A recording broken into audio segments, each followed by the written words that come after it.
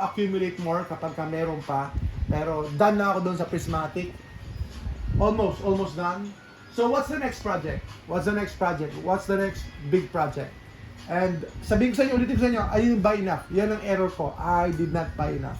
So, kung takot kayo, natatakot din ako. Mahina ang loob nyo, mahina din ang loob ko.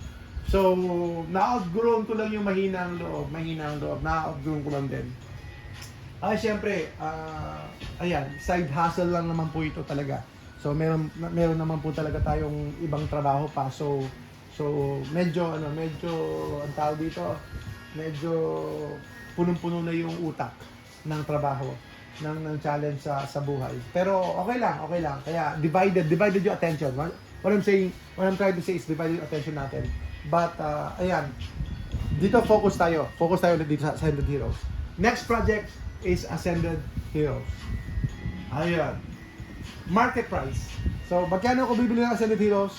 Market price. And we have to be careful na wag naman over the market price. Kasi, wag naman over. So, pakiramdaman niyo what's the market price. Para sa akin, 10,000 is good. ETB, 10,000. Ngayon, kung for an investor, for long term. Ayun, kapag isa-isa lang, dalawa, I think it's not bad to get kahit na medyo mataas ang presyo, okay lang kasi isa lang ang bibili niyo. So it will boil down to your funds allocation or budget allocation or extra money niyo. Kung gaano kalaki yung extra money niyo.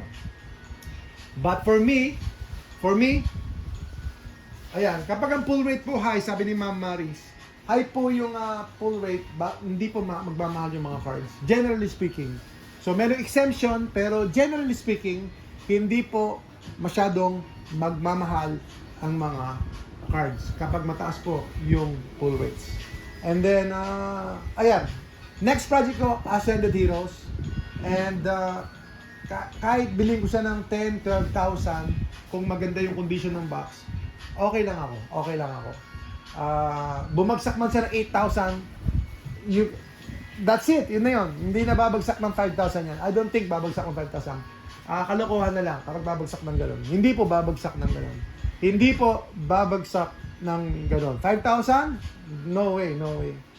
Kahit dami pang gawin ng Pokemon Company, hindi na babagsak. Parang babagsak. Ang ganda ng cards, ang mamahal ng mga cards, ang ganda ng product, yung demand, sobrang yan ang demand. And then non-stop pag-o-open ng packs, ng mga breakers, yung mga reapers na yan, non-stop siya nag-o-open ng mga packs. At kahit ordinary mga tao, kahit tayo nag-o-open ng packs palagi ng Ascended Heroes, wala na akong gustong buksan. Kung ako tatanungin niyo, wala na akong halos masyadong gustong buksan, kundi prismatic o kaya itong Ascended Heroes. Bakit po? Mayroong God pa. Evolving Skies, kinalimutan ko na, hindi ko na kayang buksan yan. 151, halos hindi ko na mabubuksan yan kasi ayan, medyo mahal na. So, prismatic, pag may konti pa, konti na lang. And then, Ascended siguro, todo ko sa Ascended. So, ayun, mga kaibigan.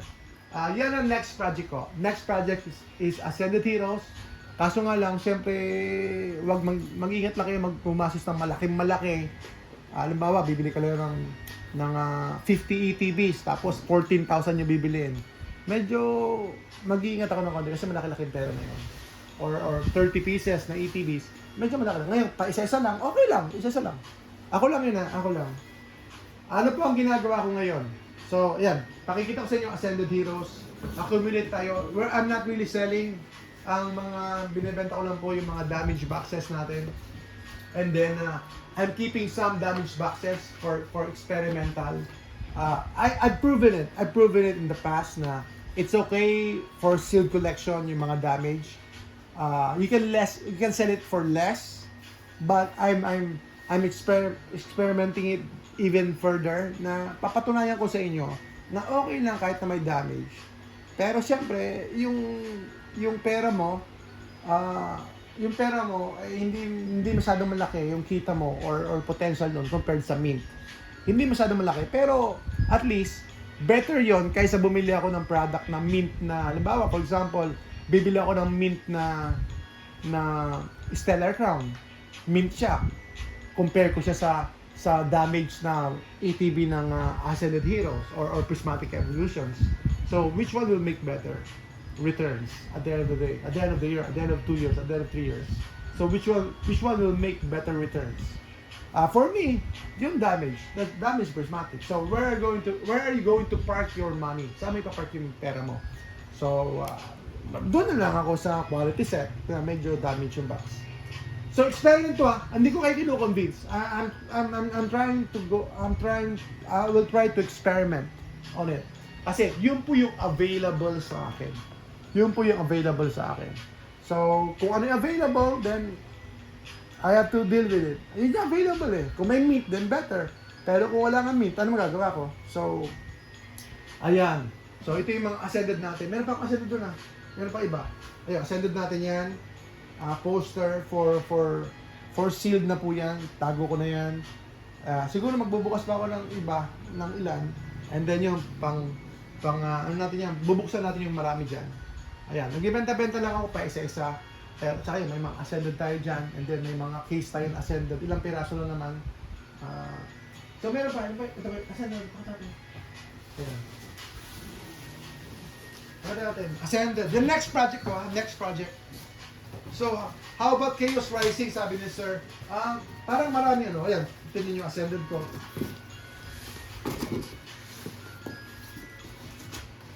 Yan na ba yung lahat? Parang, ascended natin. So, para pinakikita ko sa transparent ako kung gaano ako ka long term or gaano ka seryoso sa ascended. And ascended yon. And mostly, I buy them at MSRP, at market price. Mostly, to be honest, mostly po ay market price. Kung meron man akong MSRP rito, ayan. Kung meron man, dalawang piraso ng MSRP ko. Boom, boom, boom! Dalawang piraso ng MSRP ko rito. Mostly market. Ayun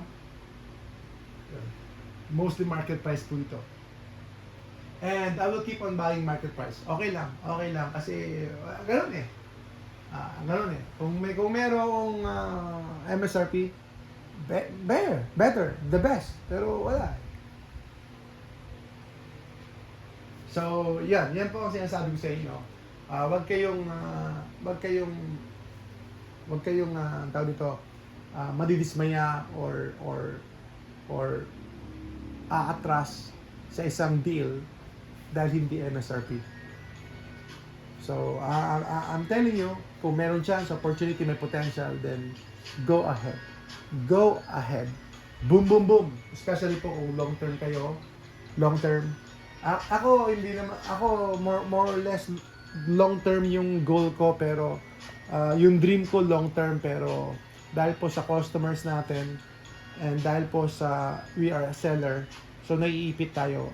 Parang ang hirap maging long term. Ayan.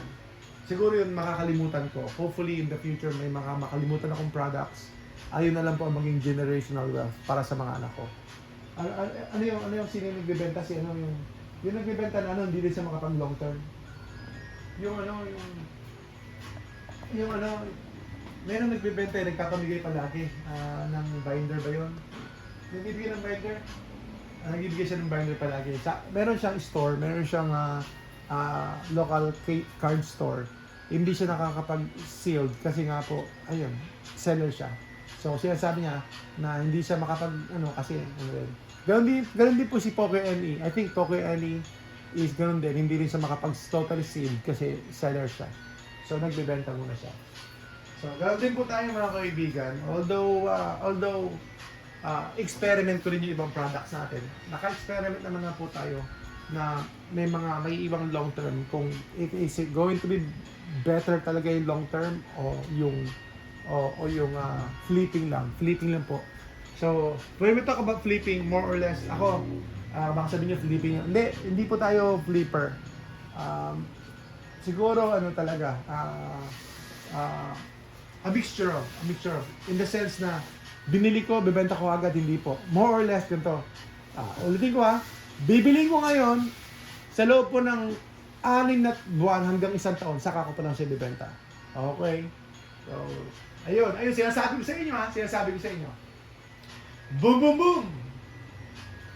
Ayaw. Ngayon, kung may bibenta ko ng 3 years, mas maganda. Di ba? Kung may bibenta ko ng 5 years pa, mas maganda. Especially po, walang enough products.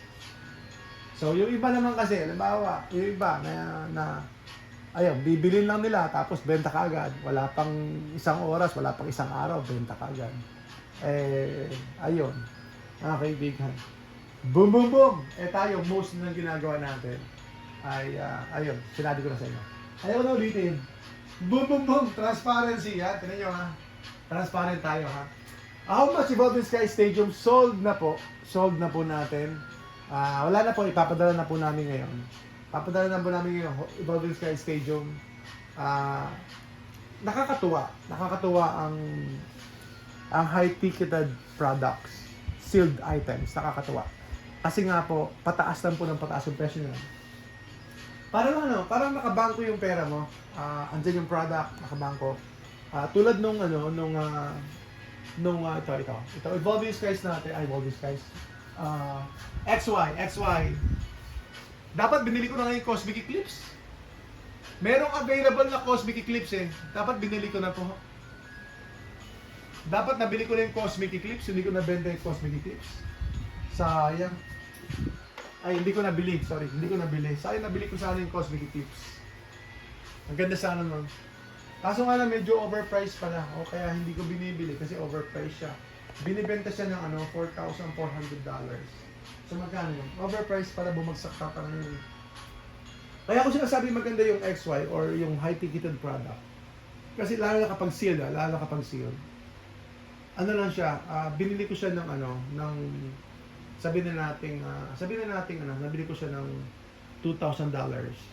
After a month, maglalaro na siya ng 2,500. So, ganun lang yun. Ganun lang yung mangyayari. Sealed product po yan. So, stable po. Especially kapag nakuha mo siya ng bagsak presyo, yung nagbumagsak siya, tapos timingan mo siya ng bili. I think, ayan, you can never go wrong. Kasi, kung bumagsak man, bumagsak siya ng, hindi na po siya babagsak ng malaki. Ayan. Ang ibig sabihin, hindi na siya babagsak ng malaki. Malaki na siguro yung 20%. 20% malaki na yun, no? Malaki na yung 20%. 20% malaki na yun. So, ito, kaya ako sinasabi, okay ako sa market price. Huwag lang mga 20,000. As the heroes. Pero, depende talaga sa budget. Pero, wag lang 20,000. Ito, kung 10,000 siya, binili nyo ng 10,000, halimbawa, hindi na po babagsak ng 5,000. Hindi na po mai-slash yung pera niya ng 50%. Hindi na po. And kung bumaba man ng konti, panandalian lang yun, pansamantala lang yun. Long term naman kayo. Long term. O di, safe kayo. Ngayon, kung nervyoso kayo, bumaba na ng pera ko 1,000, 2,000, 3,000, nanging nervous na kayo. Wala na. Weekends, magbibenta na po kayo. Tatakot na po kayo. Pero, ang tinitan nyo, hindi po yung next month, hindi po yung 2 months from now, kundi yung long term horizon. Ayan, long term point of view. Ayan, hindi naman daw bumabagsak. Yes po, paper. Tama. Hindi nga talaga bumabagsak ang presyo sa Pilipinas. Dahil nga po, ayun, yung supply talaga.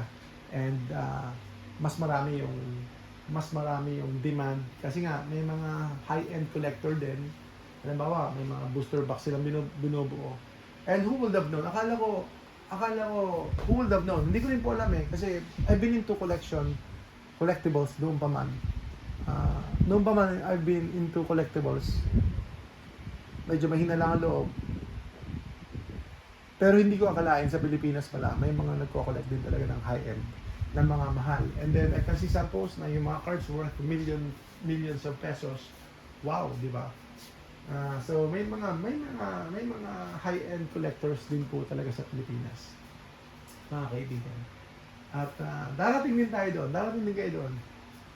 Kailangan lang natin magsimula somewhere, di ba? Magsimula. At saka happy na rin ako nito. Happy na rin tayo dito sa ano tawag natin ito? Pangmasa. Pangmasa pa rin itong market natin in a way, no? High-end na pangmasa. boom boom boom kasi hindi naman pwedeng makabili yung talagang ang tawag ito, minimum wage earner. Hindi naman pwedeng basta-basta makabili ng Pokemon, especially original. So, very costly. Mahal din talaga, mga kaibigan, kasi papel lang po ito. Pero if you know, you know. Boom boom boom. Pero pag alam mo talaga ang Pokemon, di ba? And kung alam mo, then ikaw yung papaldo. Boom boom boom! Yes po, tama si Sir JF. Yan po yung sinasabi ko sa inyo na hindi naman talaga mag-dip. Kung mag-dip man, a little bit, konting percent lang, and then it will go up again. So, pansamantala lang yun. Parang, minsan may mga market manipulation, minsan may mga tumatiming lang. Ganun. May mga tumatiming lang. May mga ways lang na bumibili ng mga products.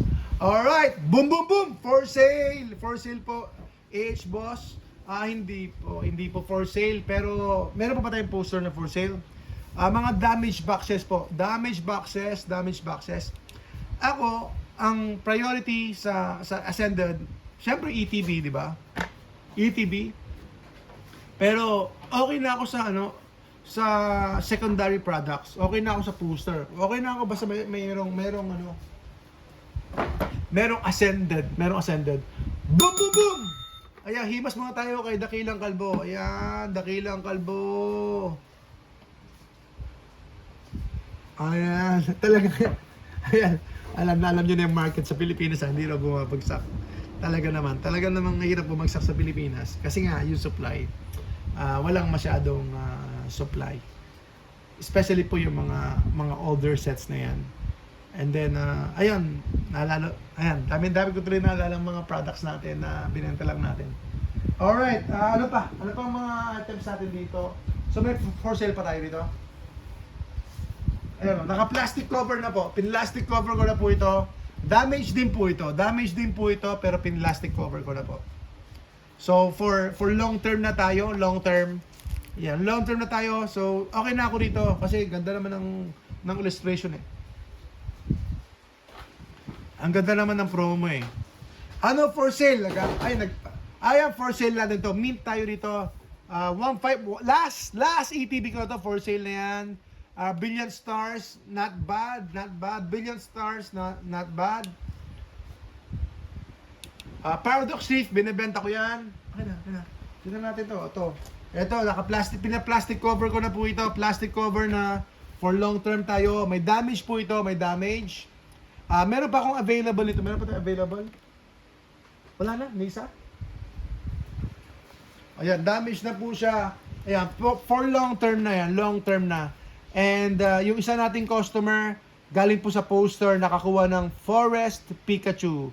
Boom, boom, boom! Yeah, shout out sa customer natin.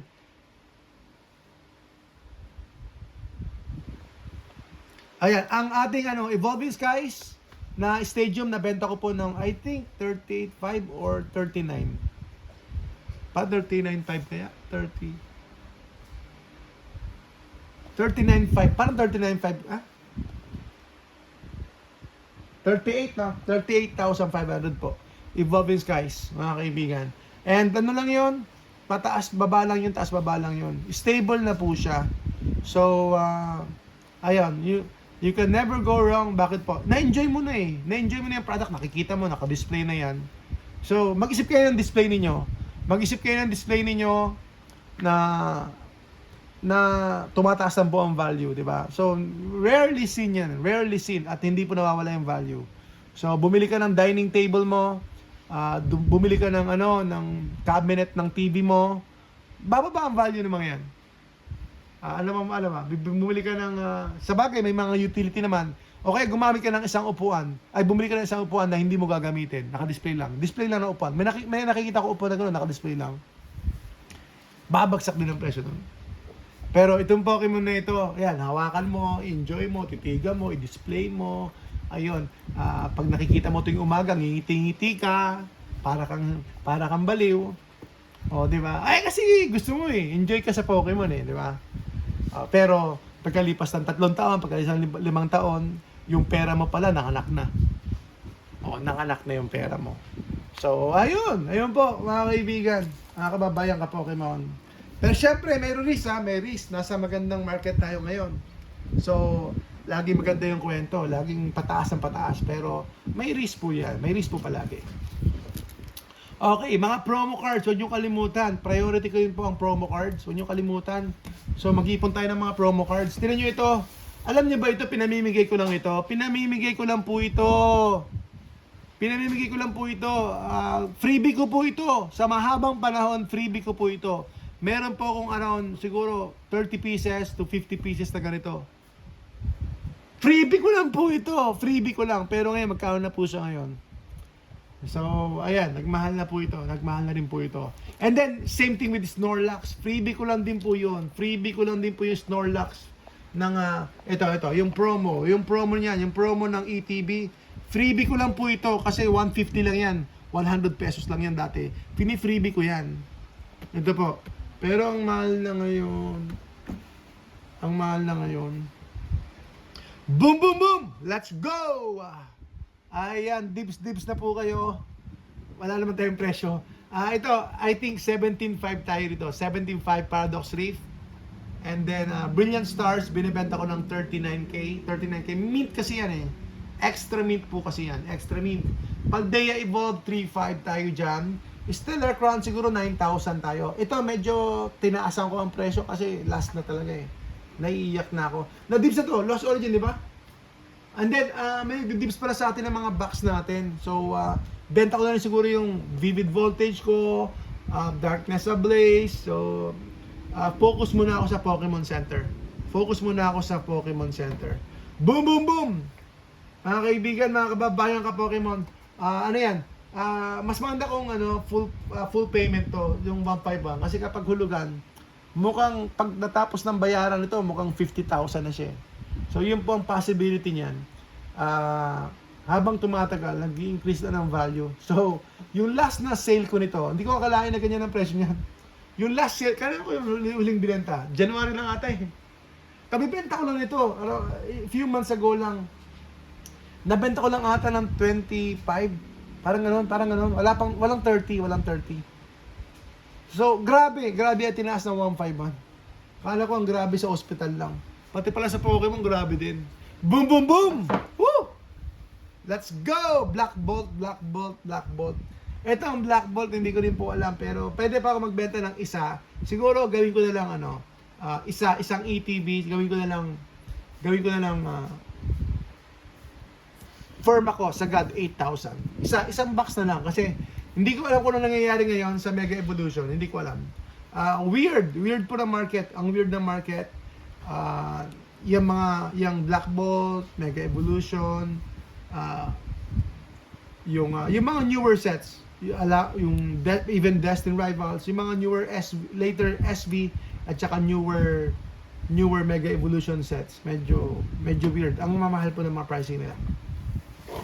Ayun, boom, boom, boom!